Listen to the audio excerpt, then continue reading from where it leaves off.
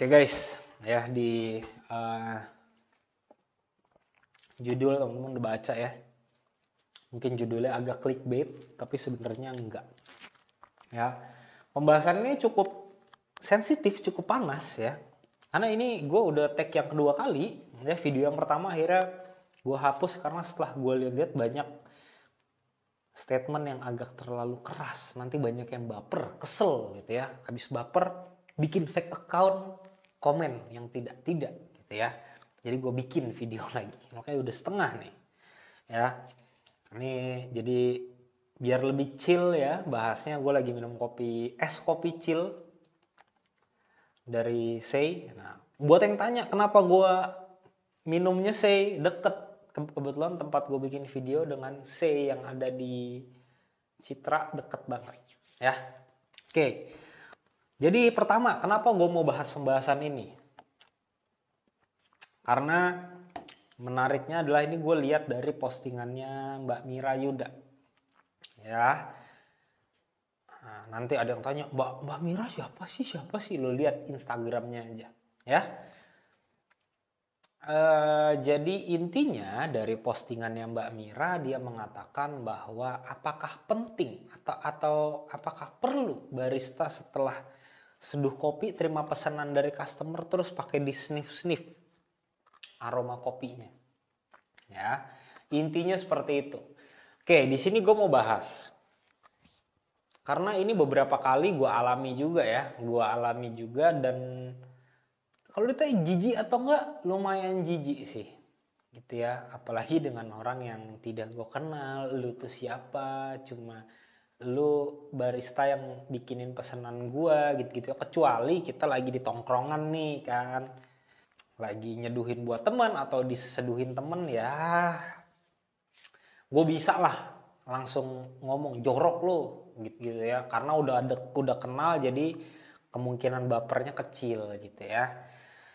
Oke, langsung kita masuk ke pembahasannya. Nah, di sini yang teman-teman harus paham dulu apa yang harus diperhatikan oleh barista. Kayak apalagi yang baru bisa dibilang baru terjun atau baru kerja jadi barista yang beneran gitu ya. Menurut gue ini poin yang paling penting yang harus teman-teman perhatikan ya. Yang pertama, hospitality dibarengi sama kebersihan. Ini harus diperhatikan banget nih. Hospitality dan kebersihan. Oke, nah kenapa hospitality dan kebersihan aja? Nanti setelah kita ngobrol-ngobrol nih, setelah gue sharing akan gue jelaskan pelan-pelan. Mungkin tujuan awal dari barista yang seperti itu adalah karena mau QC. Sudah pasti itu ya. Mau QC, iya bang, karena gue mau QC kopinya nih. Ya, pertanyaan gue satu. Dengan lo sniff baunya, lo udah bisa tahu rasanya nggak? Karena biasanya abis lo sniff pun lo tuang lagi, harus lo minum lagi. Pertanyaan gue ngapain lo hirup-hirup? Itu kopi bukan minyak angin. Gitu loh ya. Memang lo nih demen hirupin kopi atau mau QC? Nah sekalipun lo mau hirup bau aroma kopinya boleh. Boleh, nggak ada yang bilang nggak boleh. Tapi lo tuang dulu aja ke gelas yang mau lo pakai sendiri. Lo tuang dulu dikit. Lo sniff baru lo seruput. Serasrot dah tuh lo seruput sampai kencang-kencang sampai keluar dari kuping ya. Terserah lo lah. Kalau seperti itu boleh-boleh aja. Oke, jangan langsung di servernya. Ini gue bicara kalau misalkan di coffee shop ya, gitu ya. Nah, karena balik lagi ini bukan berlaku pada saat pandemik doang ya, enggak. Seterusnya, karena hygiene itu harus benar-benar lo perhatikan banget gitu loh. Karena mungkin buat yang sudah kerja di professional kitchen ya, atau entah itu mungkin di kapal, entah itu di restoran yang fine dining, hotel, bintang 5 gitu ya. Itu dalam handle makanan atau minuman itu benar-benar harus diperhatikan. Karena tingkat kemungkinan untuk terkontaminasi yang gua tahu itu cukup tinggi. Gitu. Jadi harus benar-benar bersih banget tuh. Dari situ menurut gue janganlah apapun alasannya yang lu pakai untuk membela diri lu pada saat lu sniff aroma kopi itu tetap menurut gue salah gitu. Karena ada beberapa hal yang lucu gini, ini gue pernah lihat nih ya. Gue ke coffee shop coffee shop beli kopi, oke, selesai diseduh, memang tidak di sniff, aman ya kan, aman nih, tidak di sniff. Oke, dia tuang ke gelas kecil sedikit, ditaruh, habis itu dituang ke cups buat gue nih, ya kan, udah dituang ke cups buat gue, dikasih ke gue, seret. Kebetulan gue duduk di luar, outdoor, ya kan, barnya kelihatan nih. Pas gue minum, si baristanya baru minum. Lah, kita jadi kayak ngopi bareng, bos. Kalau memang lu mau QC, jadi selesai lu nyeduh nih, selesai lu nyeduh, tuang ke gelas lu, langsung cicipin dulu. Gitu. Nah, habis dari situ baru lu putuskan mau lu serve atau lu bikin yang baru. Tapi sejauh ini yang gue lihat, kalaupun memang rasa kopinya itu ternyata tidak sesuai dengan kalibrasian lu, gue belum pernah lihat barista itu bikinin ulang. Gue belum pernah lihat. Gitu ya. Kalau mungkin lu ada yang pernah lihat, oke, boleh-boleh aja. Kecuali beda nih. Kecuali coffee shop lu kedatangan sama tamu penting atau kolega ya. Oke lah, lu boleh tuh. Kayak setelah lu bikin, lu rasa masih kurang, lu bikin yang baru. Boleh-boleh aja. Tapi sejauh ini yang gue lihat belum pernah kejadian. Kenapa? Karena gini bos ya. Kalau kita bicara enak atau enggak itu adalah hal yang subjektif. Oke, pertanyaan gue simple. Takaran enak dan tidak enak itu patokannya apa? Oke, apakah kopi yang enak harus serasa seperti ini? Acidity-nya harus medium, bodinya harus light, aftertaste-nya panjang, setengah hari. Nggak ada patokan. Balik lagi karena enak atau enggak itu subjektif, selera itu nggak bisa dipaksakan. Bener ya? Nah, jadi setidaknya kita serve kopi yang memang bisa dikatakan rasanya aman aja. Gitu. Kalau misalkan kejadian, misalkan nih, ini gue kebayang nih, pasti mungkin ada barista yang pada saat nonton ini, apalagi barista denial dan skeptis ya, langsung gini. Iyalah, tapi nanti kalau customernya setelah kita serve terus komplain gimana bang? Ya, minuman kita dibalikin. Set.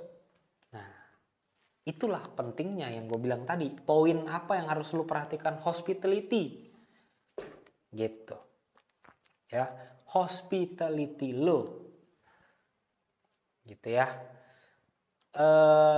Ketika lu bisa ngehandle komplainan customer, atau pada saat pertama kali dia pesen, lu ngerti gimana cara nge-treatnya, gue rasa kalaupun rasa kopinya itu tidak sesuai dengan ekspektasinya dia, customer itu akan menyampaikannya tuh dengan enak lah, pasti enak.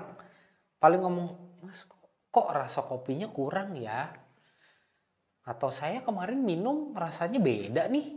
Karena balik lagi ketika hospitality lo itu bagus, cara penyampaian lo ke customer bagus, lo tahu nge-treatnya aman. Walaupun rasa minuman lo nggak enak-enak banget ya, di lidah si customer kan menu lo banyak. Gitu ya, pasti customer balik lagi kalau memang lo nge-treat dia tuh benar-benar tepat. Jadi menurut gua hospitality itu penting banget lah. Oke, terus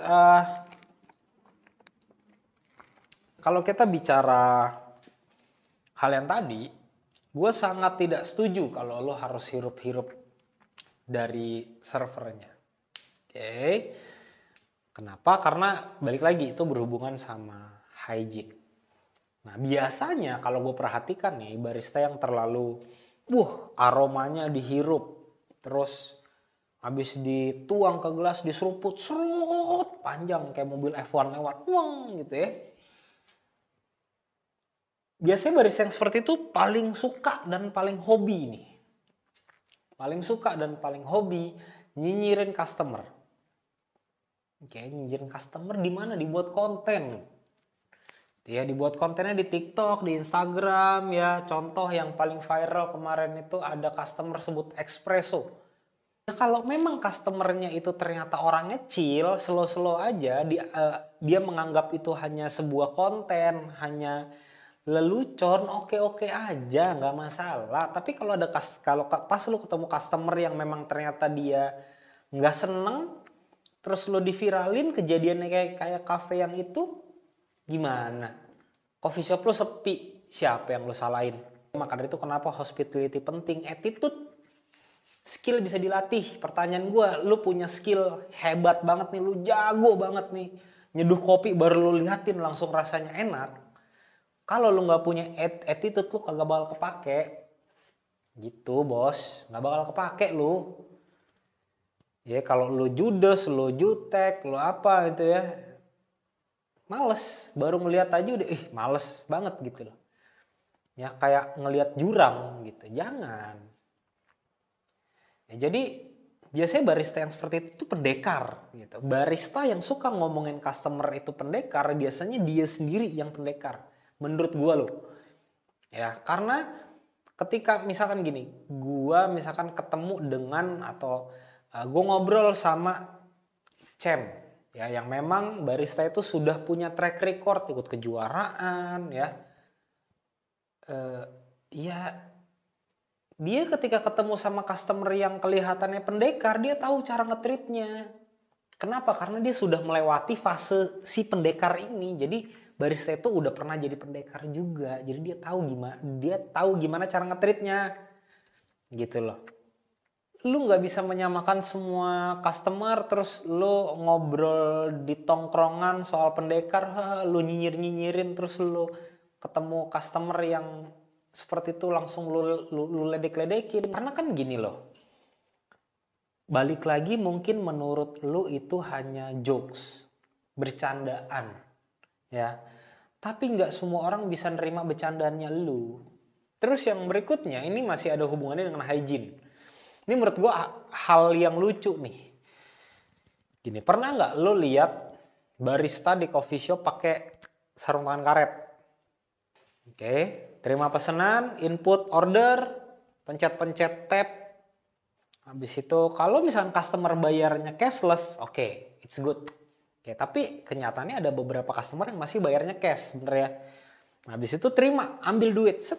Dah habis itu nih langsung megang kopi, megang gelas, bikin macem-macem. Lu planningnya emang pengen hygiene, tapi jadi jorok gitu loh. Tangan lu nih bakalan bersih kalau lu cuci tangan pakai sabun gitu. Ya. Bukan dengan pakai sarung tangan karet yang kadang telunjuknya udah bolong gitu. Enggak. Mungkin ada barista yang ngomong, "Iya Bang, tapi kan kopi itu bukan produk jadi, masih setengah jadi, masih diproses lagi." Lu megang gelas pakai apa? Hah? Pakai apaan lu? Kan pakai tangan. Jadi gue agak kurang setuju sih dengan penggunaan sarung tangan karet yang kelihatannya mau hygiene malah jadi jorok gitu. Nah ini memang balik lagi tergantung ke SOP nih ya. Semua yang dari awal tadi ya gue bilang memang tergantung dari SOP. Maka dari itu yang buat SOP entah itu headbarnya atau bagian atau ownernya dipikir dulu sebelum bikin SOP itu dipikir dulu. Dipikir dengan matang baru dijalankan. Karena menurut gue, pendapat gue pribadi nih, lu gak usah pakai sarung tangan karet juga gak apa-apa. Tapi ketika abis lu terima pesanan, lu input pesanan, lu pegang duit, sebelum lu mulai bikin kopi, cuci tangan dulu. Balik lagi karena makanan dan minuman itu kemungkinan besar terkontaminasi itu tinggi. Cuci tangan dulu, yang bersih pakai sabun. Habis itu lu mau pakai hand sanitizer boleh. Habis itu baru bikin gitu. Ada beberapa yang cuma modal hand sanitizer doang. Sekarang gini ya. Lu pakai hand sanitizer terus habis itu lu cuci tangan. Lu lihat busanya itu warnanya apa? Gitu. Apakah bukan warnanya abu-abu atau agak kecoklatan? Iya, kotor sama aja. Hand sanitizer buat gue nggak cukup.